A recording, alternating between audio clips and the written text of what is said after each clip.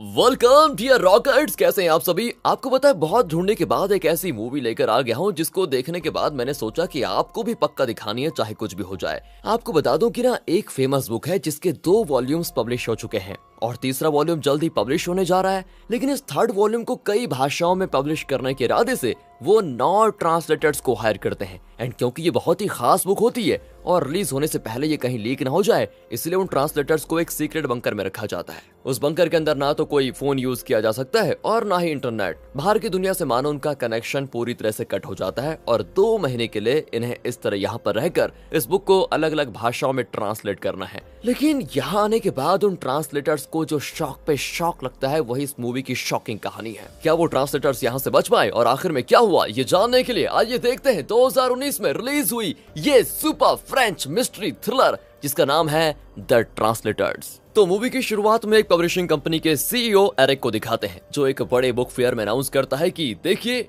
डीडलेस नाम के famous book का 3rd वॉल्यूम हम जल्द ही कई भाषाओं में पब्लिश करने वाले हैं। एंड पहले 2 वॉल्यूम्स को आप लोगों ने जिन जोरों शोरों से खरीदा, उसको देखकर हमें लगा कि जरूर हमें 3rd वॉल्यूम बनाना चाहिए। एंड अगले 2 महीनों में ही हम 3rd वॉल्यूम को आपके लिए पब्लिश करने वाले हैं। एंड दोस्तों, इस तरह इस बुक के पहले 2 वॉल्यूम्स को पढ़कर सभी 3rd वॉल्यूम का बड़ी बेसब्री से इंतजार कर रहे होते हैं। एंड इस तरह की एक्साइटमेंट इतिहास में किसी और बुक को शायद ही मिली हो। इतना ही नहीं, डीडलेस बुक का ओरिजिनल ऑथर कौन है, ये आज तक कोई नहीं जान पाया। इस कदर उसे सीक्रेट रखा गया है दोस्तों।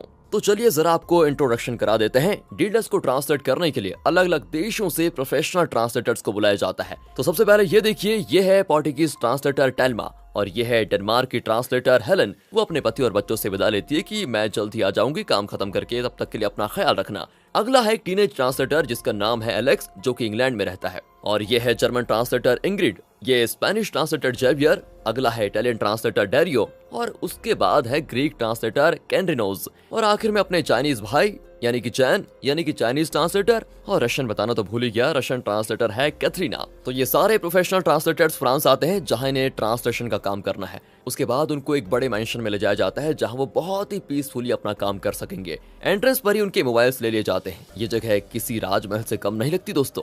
सभी बहुत एक्साइटेड होते हैं कि 2 महीने इस शानदार जगह में रहने का मौका मिल गया। वाह, कितनी अच्छी किस्मत है हमारी। लेकिन पब्लिशर की असिस्टेंट इन्हें नीचे लेकर जाती है, जो कि एक बेसमेंट की तरह दिखता है। वहां पर एक बंकर के अंदर वो इनको लेकर जाती है। इन ट्रांसलेटर्स को तो और भी एक्साइटमेंट होती है, क्योंकि इससे पहले कि बाहर के लोग इस वॉल्यूम 3 को पढ़ें, इन्हें उस बुक को पढ़ने का मौका मिल रहा है। उसे पढ़कर वो अपनी भाषाओं में उसे ट्रांसलेट करेंगे। एंड पब्लिशर नहीं चाहता कि बुक का एक भी शब्द इंटरनेट या किसी और तरीके से लीक हो जाए, वरना पब्लिशिंग कंपनी का कोई फायदा नहीं होगा। एंड यहाँ तो इंटरनेट भी नहीं है। लेकिन उनको कहा जाता है कि आपकी जरूरत की सारी चीजें हम देंगे, जैसे कि अच्छा खाना, अच्छी रहने की जगह, गेम्स वगैरह, सारी चीजें यहाँ पर अवेलेबल हैं। फिर दोस्तों वो उनको दूसरे कमरे में लेकर जाती है जहाँ गार्ड्स खड़े होते हैं और वो इन्हीं को देख रहे होते हैं। वहाँ पब्लिशर एरिक आता है और ट्रांसलेटर से कहता है कि हम रोज हर एक को 20 पेजेस देंगे, जिन्हें उसी दिन के अंदर आपको ट्रांसलेट करना होगा। वैसे ट्रांसलेशन के लिए 1 महीना काफी होगा, लेकिन उसके बाद आपको ये चेक करना होगा कि आपका ट्रांसलेशन ठीक है या फिर उसे बेहतर किया जा सकता है। इसलिए आपको यहाँ पर 2 महीने रखा जाएगा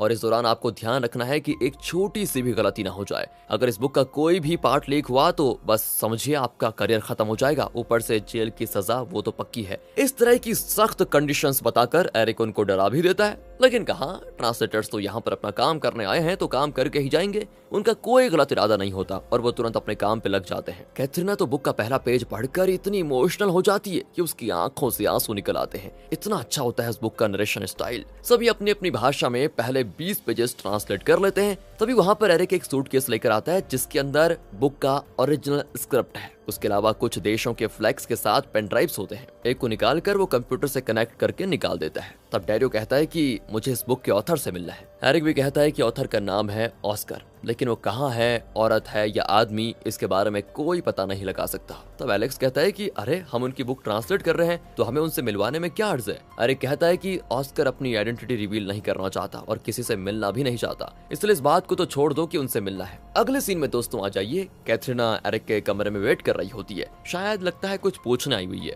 लेकिन एरिक तो दूसरे कमरे में फोन पर बात कर रहा होता है। इसी बीच वो चुपके से उस सूटकेस को खोल देती है जिसमें होती है ओरिजिनल स्क्रिप्ट। इतने में वहाँ पर एरिक की आहट सुनकर वो सब कुछ वैसे ही बंद करके चुपचाप बैठ जाती है। हैरी कहता है कि तुमने आज बहुत बढ़िया तरीके से ट्रांसलेट किया है और तुम बहुत ही जल्दी काम भी करती हो। असल में दोस्तों वो कैथरीना को इम्प्रेस करना चाहता है। कैथरीना भी इम्प्रेस होने की एक्टिंग करने लग जाती है। कट करके यहाँ से कुछ महीने पहले का फ्लैशबैक दिखाते हैं, जब एरिक सिटी से दूर एक पुराने बुक शॉप में जाता है। वहाँ वो एक बुजुर्ग से मिलता है जिसका नाम है जॉर्ज। एरिक कहता है आपने बुक्स लिखकर जो पैसे कमाए हैं उससे तो पूरी दुनिया को खरीदा जा सकता है। जॉर्ज भी हंसकर कहता है कि हाँ, अब डीडलस्ट का ये तीसरा वॉल्यूम भी लिख लूंगा तो फिर मैं लिखना बंद कर दूंगा। एंड इनकी बातों से तो ये लगता है कि डीडलस्ट का ओरिजिनल ऑथर जॉर्ज ही है। खैर आगे देखते हैं क्या होता है। अब आ जाइए प्रेजेंट में बंकर के अंदर देखते हैं, जहाँ पर ट्रांसलेटर्स अपना काम भी करते हैं और एंटरटेनमेंट भी बहुत ज्यादा हो जाता है उनके लिए। बहुत मजे करते हैं वो सभी, बहुत बढ़िया तरीके से ट्रांसलेट भी करते हैं और फ्री टाइम में पार्टी, ड्रिंक्स, गेम्स वगैरह बहुत मजा लूटते हैं। लेकिन तब शुरू होती है एक प्रॉब्लम।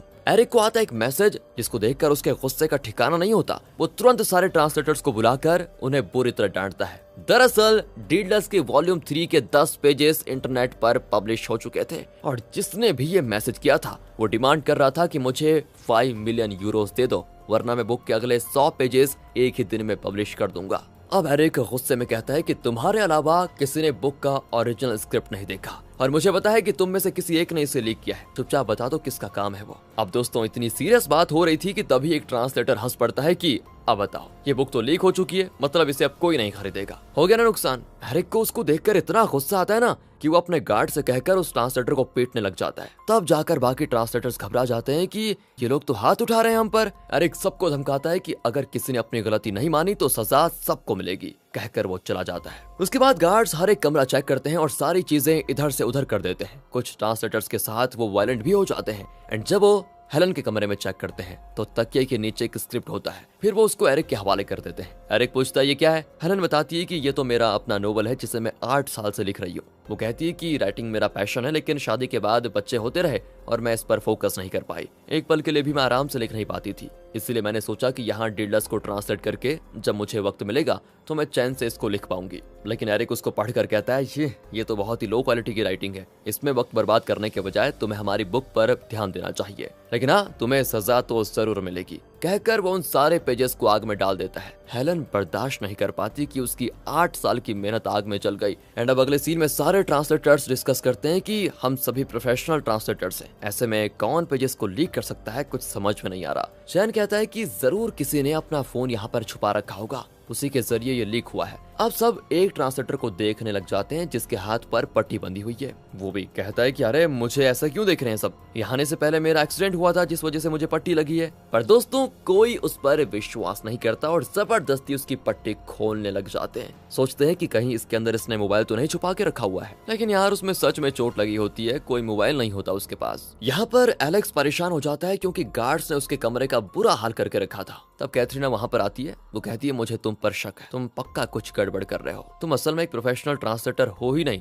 तुमने ही उन पेजेस को लीक किया होगा। एंड तब एलेक्स एक सच रिवील करता है कि हाँ मैं एक प्रोफेशनल ट्रांसलेटर नहीं हूँ बल्कि डीडलस्ट बुक का बहुत बड़ा फैन हूँ। जब डीडलस्ट के पहले 2 वॉल्यूम्स रिलीज हुए तो उसने दोनों बुक्स पढ़े, लेकिन उसे उनका इंग्लिश ट्रांसलेशन उतना खास नहीं लगा, इसलिए उसने अपने आप दोबारा इंग्लिश ट्रांसलेशन किया जो प्रोफेशनल इंग्लिश ट्रांसलेशन से काफी अच्छा था और लोग उसे बहुत पसंद करने लगे। एंड तब एरिक ने एलेक्स की बहुत तारीफ की थी और पूछा कि तुमने इंग्लिश ट्रांसलेशन क्यों किया जबकि ये बुक पहले से इंग्लिश में अवेलेबल थी, वैसे तुम्हारा ट्रांसलेशन भी बढ़िया है। एंड तब एलेक्स ने उसको बताया था कि वो डीडलस्ट ट्रिलॉजी का बहुत हार्ड फैन है और वो कैसे भी करके डीडलस्ट के ऑथर से बस मिलना चाहता है। वो एरिक से कहता है कि मैंने तो तीसरे वॉल्यूम का पहला सेंटेंस भी गैस कर लिया है। एरिक कहता है कि लिख के दिखाओ तुमने क्या गैस किया है। एलेक्स लिखता है तो एरिक तो एकदम चौंक जाता है क्योंकि ये एग्जैक्टली वही लाइंस हैं जो ओरिजिनल ऑथर ने लिखे थे। एरिक पूछता है ये तुमने कैसे गैस कर लिया, हालांकि वॉल्यूम 3 तो रिलीज हुआ ही नहीं। तब एलेक्स बताता है कि पहले 2 वॉल्यूम्स में कई हिडन डिटेल्स हैं, उन्हीं के आधार पर मैं गैस कर पाया कि ऑथर वॉल्यूम 3 को किन लाइंस के साथ शुरू करेंगे। मैंने इतनी मेहनत इसीलिए की क्योंकि मैं ऑथर से मिलना चाहता हूँ और क्या आप मुझे वॉल्यूम 3 का इंग्लिश ट्रांसलेशन करने का मौका देंगे। उसकी बात से उसके टैलेंट से एरिक बहुत इंप्रेस हो गया था और उसने डीडलस्ट का इंग्लिश ट्रांसलेशन करने के लिए एलेक्स को हायर किया। ओरिजिनल बुक फ्रेंच भाषा में थी। ये सारी बातें एलेक्स कैथरीना को बताता है। यहाँ कैथरीना भी एक बात बताती है कि उसने एरिक के कमरे में उस ओरिजिनल स्क्रिप्ट को देखा। पहले 20 पेजेस पढ़कर मेरी आंखें नम हो गई, उसने कहा। वो कहती है मैं देखना चाहती थी कि अगला पेज कैसा होगा इसलिए मैंने वो सूटकेस खोल कर देखा, लेकिन तब तक एरिक आ गया। मेरा और कोई इरादा नहीं था वैसे। एंड इस तरह दोस्तों वो अपने हिस्से का सच बता देती है। अगले सीन में दिखाते हैं कि वो ब्लैकमेलर जिसने एरिक को धमकी दी थी कि वो 10 पेजेस पब्लिश करेगा, वो उन पेजेस को सच में पब्लिश कर देता है और हर तरफ वो ट्रेंडिंग हो जाती है। एरिक को तो मतलब इतना गुस्सा आता है, उसका सर फट जाता है। वो गुस्से में सारे ट्रांसलेटर्स के कपड़े उतरवा कर बहुत टॉर्चर करता है और चेक करता है कि कपड़ों के अंदर कहीं कुछ छुपा के तो नहीं रखा हुआ है। तब उसको एक और मैसेज आता है कि अब तक तुमने मुझे 5 मिलियन नहीं भेजे, अगर अगले 6 घंटों के अंदर तुमने मुझे 21 मिलियन नहीं भेजे तो डीडलेस बुक के अगले 100 पेजेस मैं पब्लिश कर दूंगा, फिर गई तुम्हारी बुक पानी में। एरिक यहाँ पर पागल हो गया है। वो सारा गुस्सा ट्रांसलेटर्स पर उतारता है और कहता है अब तुम लोग मरने तक यहीं पड़े रहोगे और अगर सच नहीं बताया तो और बुरे मरोगे, और यहाँ पर याद रखना तुम्हें अब से कुछ नहीं मिलेगा जब तक तुमने सच नहीं बताया, कहकर वो चला जाता है। उसके बाद लाइट्स भी बंद हो जाती है। असल में सच का पता लगाने के लिए एरिक अपना टॉर्चर शुरू कर चुका है। ये लोग कैंडल जलाकर बैठे होते हैं और बड़े परेशान होते हैं कि अब क्या होगा। कितने सपने लेकर ये यहाँ पर आए थे कि हमें बुक ट्रांसलेट करने का मौका मिल रहा है। यहाँ पर एक और फ्लैशबैक दिखाते हैं कि एरिक जब जॉर्ज से मिलने गया था तो उसने जॉर्ज को बताया कि डीडलेस का 3rd वॉल्यूम मैं एक सीक्रेट जगह पर ट्रांसलेट करवाने वाला हूँ। एंड तब जॉर्ज ने कहा था कि अब मैं तुम्हारे साथ काम नहीं करूंगा। जब तुम पहली बार मेरे पास आए थे तो तुम्हारे अंदर बुक्स पब्लिश करने का पैशन था, लेकिन अब तुम पैशन के लिए चीप पब्लिसिटी करके बुक्स को प्रमोट कर रहे हो एंड डीडलेस वॉल्यूम 3 मैं तुमसे पब्लिश नहीं करवाऊंगा। ये सुनकर एरिक चौंक जाता है और कहता है मैं आपको बहुत सारे पैसे देने को तैयार हूँ और आप मेरे लिए और बुक्स लिखिए प्लीज। लेकिन जॉर्ज यहाँ साफ इनकार कर देता है। और अब प्रेजेंट में आ जाइए। एक ट्रांसलेटर को दिखाते हैं जो चाकू लेकर एरिक का कत्ल करने जाता है, लेकिन अचानक किसी को देखकर वो चौंक जाता है। असल में हेलन ने फांसी लगा ली है दोस्तों। सभी बड़े दुखी होते हैं। एरिक को लगता है कि मैंने इसकी 8 साल की मेहनत से लिखी नोवेल को आग में जला डाला, शायद इसीलिए इसने फांसी लगा ली। लेकिन इस बारे में दोस्तों यहाँ पर कोई और नहीं जानता कि एरिक ने उसके नोवेल को आग लगा दी, इसलिए वो कुछ नहीं कहता। पर वो दूसरों को वार्न करता है कि अगर तुमने भी सच नहीं बताया तो मैं तुम्हारा भी यही हाल करूंगा। इसी बीच एरिक की असिस्टेंट उसे कॉल करती है। असल में एरिक ने उसे एलेक्स के घर भेजा था कि वहां जाकर पता लगाओ कहीं उसके घर में वॉल्यूम 3 के पेजेस तो नहीं है। असिस्टेंट कहती है कि पूरा घर छान मारा सर, पर वहां कुछ नहीं मिला। यहाँ सारे ट्रांसलेटर्स बहुत दुखी होते हैं कि हेलन उनके साथ इतने दिनों से काम कर रही थी, अचानक उसका दी एंड हो गया। इसी बीच एरिक को फिर से एक मैसेज आता है कि मुझे पैसे अब तक नहीं मिले, इसलिए मैं अगले 100 पेजेस पब्लिश करने वाला हूँ और अगर तुमने मुझे 80 मिलियन यूरोस नहीं दिए तो मैं 200 पेजेस पब्लिश कर दूंगा। बस अब यहाँ से एरिक तो साइको ही बन जाता है और गन दिखाकर सबको शूट करने की धमकी देता है। तब एलेक्स कहता है कि मैंने ही किया ये सब कुछ और किसी को कुछ नहीं पता। एरिक भी उसको पीटने लग जाता है कि मुझे पहले से तुम पर शक था, अब बताओ कि इस लीक को कैसे रोको वरना सभी को मार डालूंगा। एलेक्स कहता है कि मैं ये सब एक ऑटोमेटिक सिस्टम के जरिए कर रहा हूँ जो लंदन में एक सीक्रेट जगह पर है। अगर आप 80 मिलियन भेज देंगे तो वो सिस्टम अपने आप रुक जाएगा। एरिक उस सीक्रेट लोकेशन का पता मांगता है। एलेक्स उसको बता भी देता है। फिर एरिक अपनी असिस्टेंट को वहां भेजता है, लेकिन एरिक का गुस्सा कम नहीं होता और वो कैथरीना को शूट कर देता है। वहां वो असिस्टेंट उस सीक्रेट लोकेशन पर जाती है जहां पर एक सिस्टम अपने आप काम कर रहा होता है। वो सिस्टम के पास जाती है तो वहां पर एक फोटो होती है जिसमें एरिक असिस्टेंट को डांट रहा है। असल में भी एरिक हमेशा असिस्टेंट को डांटता धमकाता रहता है, इसीलिए अब उसे एरिक पर गुस्सा आने लग जाता है और वो एलेक्स को सपोर्ट करना चाहती है। वो एरिक से बदला लेना चाहती है और कॉल ही कट कर देती है। एरिक चौंक जाता है कि उसके असिस्टेंट ने उसका कॉल क्यों काट दिया और अब कोई और रास्ता न पाकर वो अपने पार्टनर को कॉल करता है और 80 मिलियन यूरोस अपने अकाउंट में ट्रांसफर करने को कहता है। वो भी कर देता है। एरिक उन पैसों को एलेक्स के सिस्टम में ट्रांसफर करता है, लेकिन कुछ ही देर के बाद वो अपना फोन ही फेंक देता है। तभी एक ट्रांसलेटर फोन उठाता है तो देखता है डीडलेस वॉल्यूम 3 का पूरा बुक ही लीक हो चुका है, यानी इंटरनेट पर फ्री में पब्लिश हो चुका है। अब एरिक को इस बुक का तो एक भी पैसा नहीं मिलेगा। गुस्से में वो पागल ही हो जाता है और एलेक्स को शूट कर देता है, लेकिन उसका पागलपन देखकर उसके खुद के सिक्योरिटी गार्ड्स उस पर गन तान देते हैं। बाकी ट्रांसलेटर्स एलेक्स की मौत से बड़े शॉक हो जाते हैं, लेकिन तब पता चलता है कि एलेक्स की जैकेट के अंदर एक बुक थी जिस पर बुलेट लगा था और उसी की वजह से वो बच गया। बाकी वजह ट्रांसलेटर्स भी जिंदा बच निकलते हैं। एरिक को पुलिस के हवाले कर दिया जाता है। कट करके यहाँ से कैथरीना को दिखाते हैं जो बुलेट लगने की वजह से हॉस्पिटल में होती है। एलेक्स उसके पास बैठा होता है। फिर वो एरिक से मिलने जाता है जो पुलिस कस्टडी में है। एरिक कहता है कि मुझे पहले दिन से शक था तुम पर, जब तुमने कहा था ना कि पहले 2 वॉल्यूम्स को पढ़कर तुमने 3rd वॉल्यूम के पहले सेंटेंस की लाइन गैस कर ली है। झूठ था ना वो सब कुछ। इसका मतलब यह है कि तुम्हें पहले से पता था कि वॉल्यूम 3 में क्या है। बताओ कहाँ से चुराया तुमने ओरिजिनल स्क्रिप्ट को। और तब एलेक्स उसके बहुत करीब आता है और उसके शर्ट पर जो माइक लगा होता है उसे कवर करके कहता है डीडलेस बुक का ओरिजिनल ऑथर मैं ही हूँ, समझे। और मेरा ही नाम है ऑस्कर। ओहो, ये पहाड़ जितना बड़ा ट्विस्ट सुनकर एरिक तो फ्रीज हो जाता है। और फिर फ्लैशबैक में दिखाते हैं कि जब एलेक्स छोटा था तो वो जॉर्ज के बुक शॉप में अक्सर आता था। उसके पेरेंट्स का डाइवोर्स हो गया था और वो बहुत ही अकेला पड़ गया था, इसलिए वो अक्सर जॉर्ज से मिलने जाता था और वहाँ के बुक्स पढ़ता था। उसे बुक से धीरे धीरे प्यार होने लग गया। वो खुद एक बुक लिखना चाहता था एंड जब वो थोड़ा बड़ा हुआ तो उसने डीडलस नाम की एक फैंटास्टिक बुक लिखनी शुरू की, जिसमें पोएट्री भी थी, पॉलिटिक्स भी था और बहुत अच्छी कहानी भी थी। उसे जॉर्ज ने पढ़ा तो वो बहुत ही खुश हुआ। उसने एलेक्स से कहा कि अगर ये पब्लिश होगा तो लोग इसको बहुत पसंद करेंगे, लेकिन एलेक्स डरता है कि अगर उसके नाम से पब्लिश हुआ तो न जाने लोग उसे एक्सेप्ट करेंगे भी या फिर नहीं। इसलिए उसने जॉर्ज से कहा था कि आप इसे पब्लिश करवाइए और किसी दूसरे नाम से पर। और जॉर्ज ने इस बुक के पहले 2 वॉल्यूम्स को पब्लिश करने का काम एरिक को दिया। लेकिन जब एलेक्स को पता चला कि बुक्स का सेल्स बढ़ाने के लिए एरिक पब्लिसिटी की चीप तरीके अपना रहा था तो वो गुस्सा हो गया। उसने जॉर्ज से कहा, आप प्लीज वॉल्यूम 3 एरिक को मत दीजिए, हम कोई और अच्छा पब्लिशर ढूंढ लेंगे। जॉर्ज ने कहा कि ठीक है, मैं एरिक को मना कर दूंगा, तुम एक काम करो, वॉल्यूम 3 लिखना शुरू करो। एलेक्स भी मान गया और इसी वजह से जब एरिक जॉर्ज से मिलने आया तो जॉर्ज ने कह दिया था कि मैं तुम्हारे साथ काम नहीं करूंगा। लेकिन एक दिन अचानक एरिक ने अनाउंस किया कि कुछ ही महीनों में वो वॉल्यूम 3 पब्लिश करने वाला है। उस वक्त वहाँ पर एलेक्स भी था। वो परेशान हो गया कि जॉर्ज ने तो कहा था कि इसे वॉल्यूम 3 नहीं देंगे, फिर एक कैसा अनाउंसमेंट हो सकता है। और अब प्रेजेंट में जब एरिक को पता चलता है कि एलेक्स ही ऑस्कर है तो वो चौंक जाता है। लेकिन एलेक्स उसे एक और शॉक देता है। एरिक ने जो उसे 80 मिलियन ट्रांसफर किए थे वो वापस एरिक के अकाउंट में ट्रांसफर कर देता है और एरिक से कहता है, अब पुलिस तुम्हारी चमड़ी उधेड़ देगी कि इतने सारे पैसे तुम्हारे पर्सनल अकाउंट में कहां से आए, जवाब तैयार रखना उनके लिए। एरिक एकदम शॉक हो जाता है और बड़बड़ाने लग जाता है कि तुम ऑस्कर नहीं हो सकते क्योंकि मैंने खुद अपने हाथों से उसका कत्ल किया था और उसके पास से वॉल्यूम 3 का ओरिजिनल स्क्रिप्ट चुरा कर लाया था। यहाँ फ्लैशबैक में दिखाते हैं कि जब जॉर्ज ने एरिक को 3rd वॉल्यूम देने से इनकार किया था तो गुस्से में एरिक ने जॉर्ज को सीढ़ियों से धकेल कर मार डाला और डीडलस का वॉल्यूम 3 चुरा कर ले आया। उसने जॉर्ज के बुक शॉप में आग लगा दी थी ताकि ये बिल्कुल एक्सीडेंट लगे।